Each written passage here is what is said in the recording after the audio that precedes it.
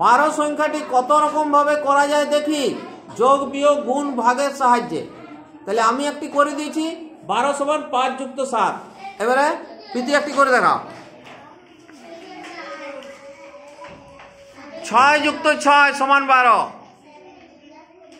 একটা গুণের সাহায্যে করে দেখাও। গুণের সাহায্যে 12 কি করে হবে? গুণের সাহায্যে 12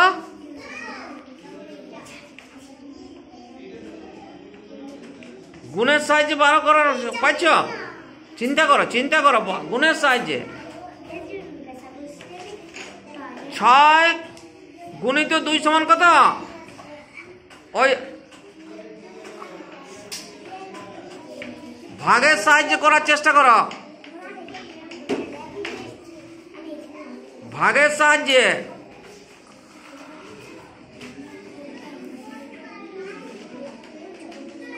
দেখি কত করেছ? ভাগের সাহায্যে 12 আনতে হবে। আচ্ছা বিয়োগের সাহায্যে করো। বিয়োগের সাহায্যে করো।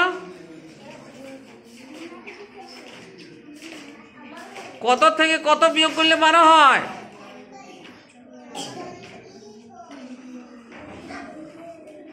13 থেকে 1 বিয়োগ করলে 12 হয়। এটা হবে। এবারে তুমি আরেকটা গুণের সাহায্যে আরেকটা করো। গুণ একটা করেছি 6 গুণিত 2 সমান 12।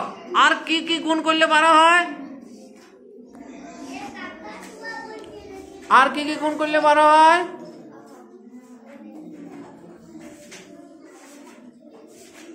3 4 কত? 3 গুণিত 4। 3 গুণিত 4 সমান 12। তাহলে আর 12 কি করে হবে? যোগের সাহায্যে মনে পড়ছে কি? তাহলে যোগের সাহায্যে একটা করো। 9 যুক্ত 3। বাহ, 9 যুক্ত 3 সমান 12। আচ্ছা ভাগের সাহায্যে ওই ঘরটাই করো তো একটা দেখি।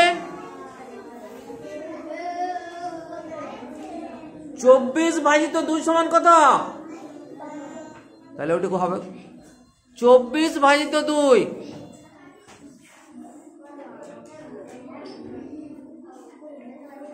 ওরকম আরেকটা করার চেষ্টা করো তো। ভাগে কত ভাজিত 12 ভাজিত কত সমান 12 হবে? এটা চিন্তা করো। 12 ভাজিত কত সমান 12 হবে? বা অন্য তুমি ইয়া করতে পারো। আমি যেমন 24 নিলাম সেরকম তুমি অন্য নিতে পারো। 36 কে কত দিয়ে ভাগ করলে 12 হয়?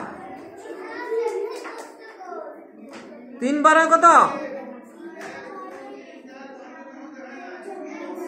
3 12 36। তাহলে 12 কে 3 দিয়ে ভাগ করলে হবে। এই 36 কে 3 দিয়ে ভাগ করলে 36 কে 3 দিয়ে ভাগ করলে 12 হবে। তাহলে 5 যুক্ত 7 সমান 12। 36 ভাজিত 3 সমান 12। 6 যুক্ত 6 সমান 12। 6 গুণিত 2 সমান 12। 13 বিযুক্ত 1 সমান 12। 3 গুণিত 4 সমান 12। 9 যুক্ত 3 সমান 12। 24 ভাজিত 2 সমান 12। আরো তৈরি করা যাবে।